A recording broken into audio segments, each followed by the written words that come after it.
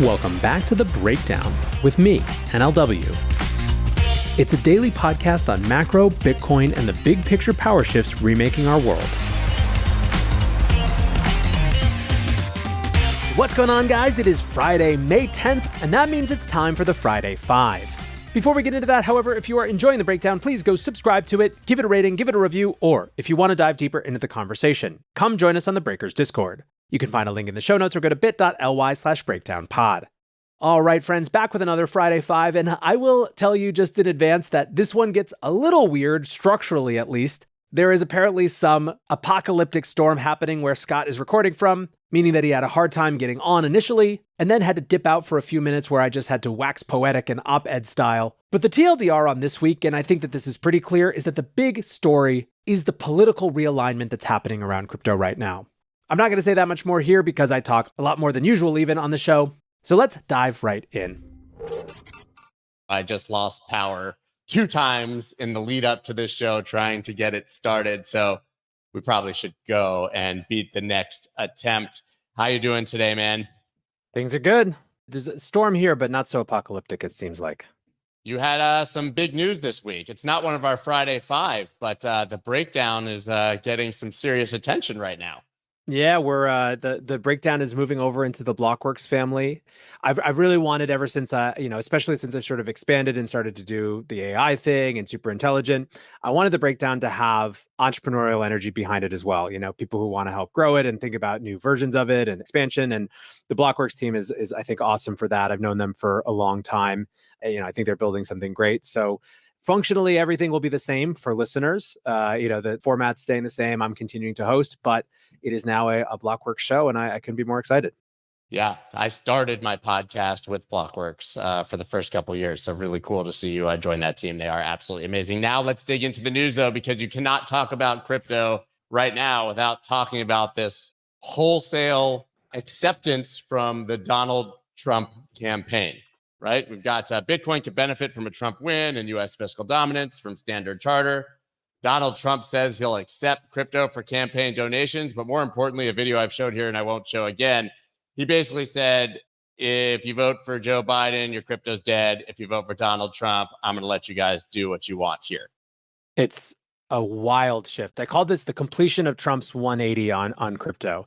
I think it was completely inevitable, right? I mean, it makes sense. It's more coherent in some ways with his previous positions than where he was at the end of the last administration.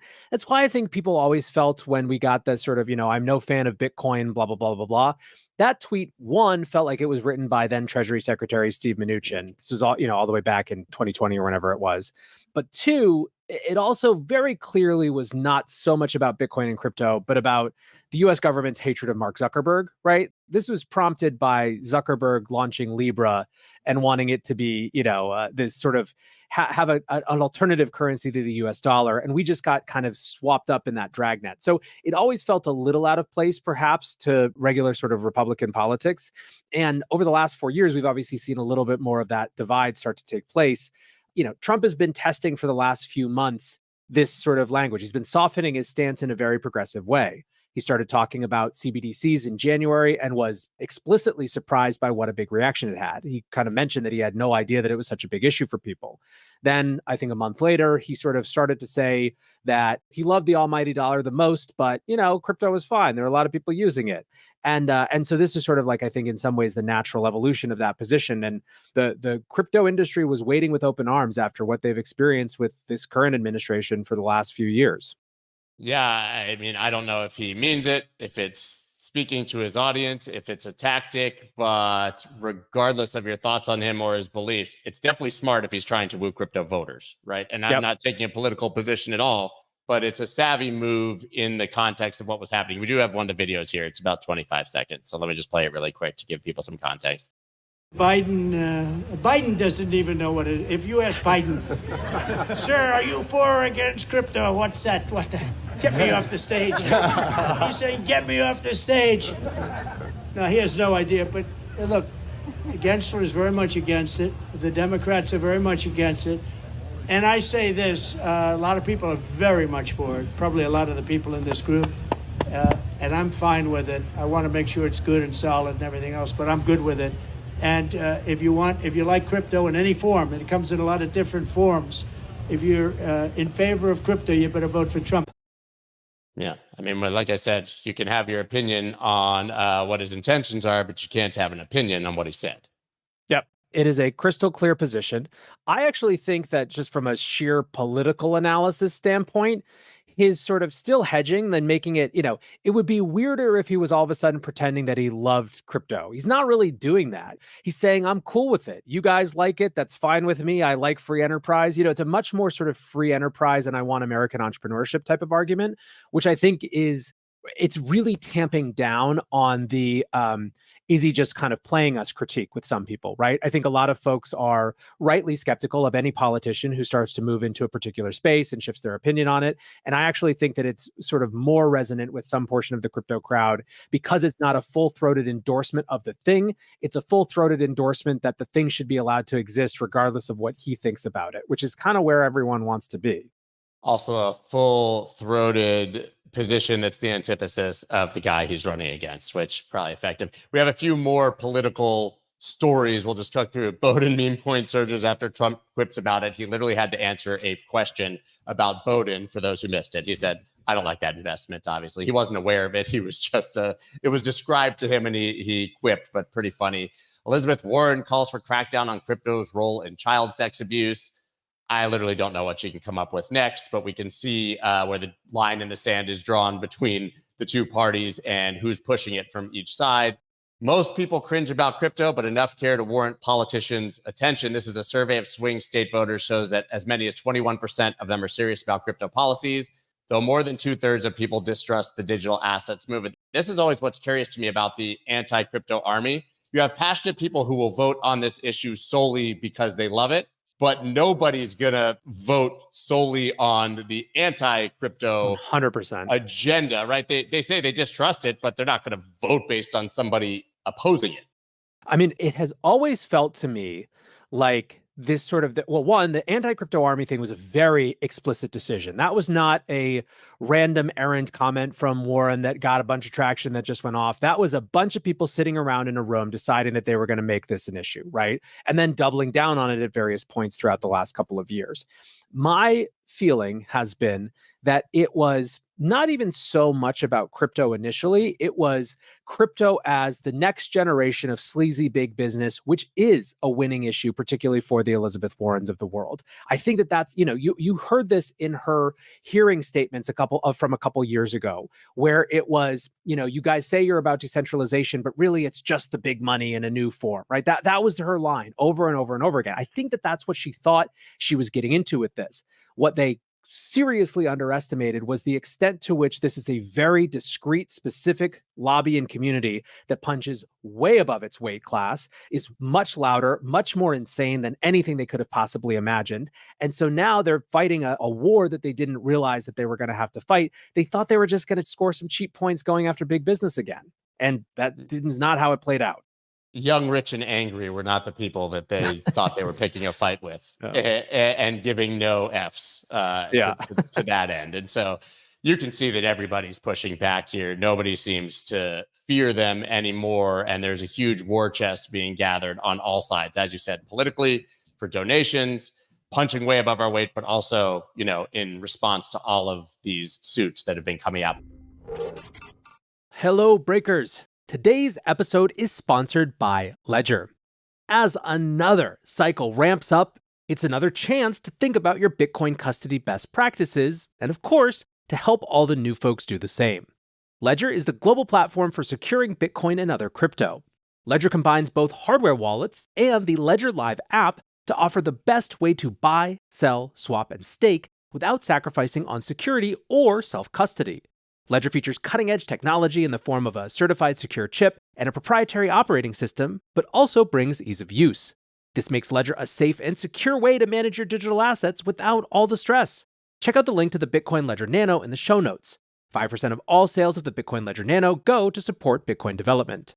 Thanks once again to Ledger for supporting The Breakdown. The next topic, it may seem like we're still just talking about the opposing views in politics, but this is very specific. House votes to erase SEC crypto policy while President Biden vows veto. This is Staff Accounting Bulletin number 121. This is a really interesting story and very difficult for me to unpack, to be honest, because this seems like one of the things that the Biden administration would embrace because it would move crypto further into the hands of Wall Street, which is along the lines of what we've seen with the ETF. This is disallowing the biggest custodians in the world from custodying crypto assets because they have to be listed as liabilities on the balance sheet. You would think that maybe they would want State Street and BNY Mellon to have control of custody of crypto, but in their scorched earth, they're just opposing anything that seems reasonable crypto, even if it ends up passed bipartisan in both the House and the Senate. This was an insane choice to make. I think it'll go down as a very bad political decision to have sort of decided to die on this particular hill. So the super fast TLDR for people who haven't been paying attention, Staff Accounting Bulletin 121, it was basically about crypto had to be put on the actual balance sheet, which one of the functions of that is that it's not bankruptcy remote, like it's not protected if a financial institution goes to bankruptcy, which is obviously very much worse for investors than if they could custody it separately. Second, because of capital requirements, it just effectively meant that banks, as you said, Scott, couldn't be in the game, right? So it entirely cut off traditional regulated banking financial institutions from participating. Now, from the SEC standpoint, obviously it's pretty clear what they want. They don't want crypto to be around. They effectively wanted to bulldoze it and block it from being integrated into sort of those traditional institutions, not because they think that's best for investor protections, but because they want to do sort of this sort of soft ban that eventually kind of pushes it entirely offshore, right? Like, as we're screaming about all these policies pushing it offshore, that's exactly what these folks are hoping for. They don't want to deal with it in the US. Anyways, this all happened as part of this sort of staff accounting bulletin, but it didn't go through a normal rulemaking process, right? It was just sort of announced. There was no ability for industry to comment on it. And last year, the GAO said that that was illegal. The way that they had done it was inappropriate. It was not the right process, that it did amount to rulemaking, and that it needed to be up for congressional review. That led to this bill, which was introduced by Representative Mike Flood, that basically overturned this on the basis of it being determined by the GAO to have been an illegal, incorrect process. And so what happened, interestingly, was that as this was coming up for a vote, Biden made the very, very unusual decision to preemptively vow a veto if this were to pass, which is a really dramatic action for any type of legislation, not just crypto. And even though their votes were not required to pass this, 21 House Democrats crossed the aisle to vote in favor of repealing this rule. And if you go through Twitter and look at a lot of them, again, it's not some sort of full-throated defense of crypto. It's a lot of really rational common sense takes. There's one congresswoman from Colorado, for example, who said, look, people are buying crypto. I want them to be as protected as they can be. This doesn't accomplish that. It's an easy decision. And it's been a fascinating thing to see just how dumb this is playing out for Biden and the Democrats. Well, looks like the internet is out again, so I will just keep going with this until Scott comes back. So two things that I think are interesting, and apologies for not being able to share this live. Obviously, in the wake of these Trump comments, there have been this large-scale conversation around whether crypto is now fully partisan, right? For a long time, it was resoundingly more bipartisan, at least, than other areas. You know, still, I think it's pretty obvious that the sort of free market Republican point of view is a little bit less inherently hostile to crypto. But there was broad differences here that made it not so clear cut. It's calcified a little bit over the last year. And I think that it's calcified in a way that pro-crypto Democrats and just pro-free enterprise Democrats have not really been excited about. And that really came to the fore in the wake of these Trump comments and in the wake of this vote. Representative Wiley Nickel, for example, yesterday tweeted, "We cannot hand this issue to the Republicans. Digital assets shouldn't be a partisan issue. I'm going to continue working in a bipartisan way to support Web3 so that we can protect American consumers and keep blockchain and crypto innovation in the United States." Avichal from Electric Capital said something similar. He wrote, "Biden does not equal Democrats. Crypto becoming partisan would be a very bad outcome. Given that 21 Democrats rejected SAB 121 yesterday from the SEC is a good opening for crypto. We just need to pry it open."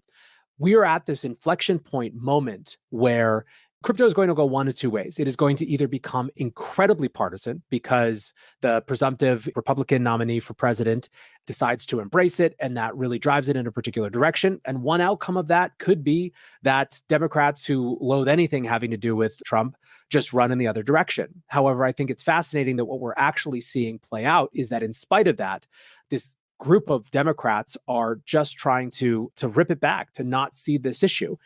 The sum total of all of this, when push comes to shove, is not about any one political party, but it is an answer to a question which has been on people's minds for some time, which is how much is crypto actually a resonant political issue when it comes to this election cycle? Will crypto actually make a difference with people voting? I think Scott had the right of it earlier when he said that pro-crypto people will vote their feelings on the basis of people's perspectives on crypto, while anti-crypto people are unlikely to make decisions on that basis. And what is undisputable, I think, at this point, or indisputable, is that crypto is now on the agenda as a political issue. It has been officially elevated by President Trump. This particular line in the sand drawn by Biden with his veto has significantly supercharged what people think about it. And it is now on the agenda in ways that are going to play out over the next few months before November. This is by far the most important thing that happened this week by an order of magnitude. I think it's actually kind of reflective of the state of this week that this is the big issue that everyone is talking about. This was the most significant event of this week. It's an event that we will remember for a long time, in the same way that I can basically still tell you exactly when Trump sent that first Bitcoin tweet. Crypto is on the political agenda in a big way. Oh, are you back? I think so. I op-edited for a while, so I think we've pretty well summed up the political side of things.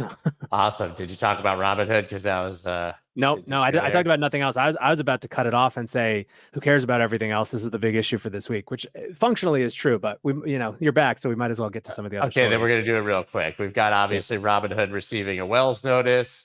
Interestingly, Vlad Tenev, obviously laying out the case for why Robinhood has done their best. We saw a story that Robinhood has met with the SEC in good faith 16 times. You guys might remember Robinhood is licensed to offer securities. They delisted everything that was passively named an unregistered security by the SEC, and still having issues. Of course, their volume surged massively, so the company doing quite well. And I love these two stories. Robinhood would likely win crypto court case with the SEC, and then Robinhood is unlikely to win in a full-on battle with the SEC. Great. Before all the Trump stuff, this one still had a similar effect of sort of accelerating this battle within crypto, or the perception of this battle. It's very clear that no one is beyond targeting at this point for the SEC, that they're not just going to go after, sort of really bad actors. Their purview is everyone, which I think confirms something that you and I have talked about a lot in past shows, which is it doesn't really seem like the goal is to win these cases. It seems like it's to sow as much chaos as humanly possible in the short time in front of us. Yeah, I think that's clearly the case, and there's nothing to dig into here. We'll see how many of these cases even exist if the politics change, right? Because none of them are going to be resolved in this next 6 months. Like you said, I think it's just napalm, scorched earth, anyone they can get a Wells notice in. We'll see if they even bring a case. We don't even know yet, right? The Wells notice is kind of the Justin Sun style announcement of an announcement. So I guess we'll see what happens there. Final story, since I'm glitching here. Grayscale's application for Ethereum futures ETF withdrawn. Now, we already had Ethereum futures ETFs approved long ago. So can you unpack why this became such a big story this week? Yeah, this one was weird to people because it was widely perceived that Grayscale had only filed this application so that the SEC would deny it, so that Grayscale could take him back to court and basically replay the same case that they brought with the suit around the Bitcoin spot ETF. You remember that a big part, it seems, of the reason that we have a Bitcoin spot ETF right now is that Grayscale won this court battle where basically the judge said like has to be treated as like, and there's no real basis for saying that a futures ETF is different than a spot ETF, at least based on the logic that the SEC had provided, which is that the market for a spot ETF was more manipulable. Basically, the price index is the same, which means that the manipulation capacity is the same. And so it just didn't hold water, that was the reason. So basically the court didn't say you have to approve an ETF. What that court decision said was you can't deny these ETFs on the basis of that anymore. And so everyone thought that Grayscale was just trying to run that back. So it was very weird when they withdrew this, because usually the reason that you withdraw one of these things is that you've gotten word from the SEC that it's not going to go through. There's some things you need to change, and they want you to change the filing date so you can get all your ducks in a row. But it's often a sort of short-term bad, long-term good type of a thing, because it means, it's going to be refiled with a better chance to be approved at some future date. This one, again, because we didn't think that they were actually trying to win or get approved, it's very weird, and no one really knows exactly what the reason for it is. Yeah, if it had been withdrawing their application for an Ethereum spot ETF, I would have expected it to be huge news, right? Because maybe they would have known something. But the fact that it was a futures ETF, when we already have those products approved. I mean, Grayscale CEO Michael Sonnenschein basically said, we just want to focus on spot products. There's nothing here. And by the way, if anyone looked, Ethereum futures products are really unpopular. Yeah. I mean, it's entirely possible that at least part of that is completely legitimate, in the sense that, let's say that we were all right and they really were just doing this to fight that court battle.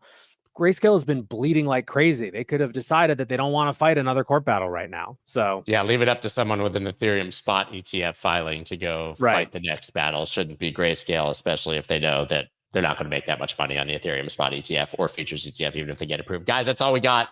My power is literally glitching again. So we're going to go. We will be back next Friday with the Friday Five. Thank you, everybody.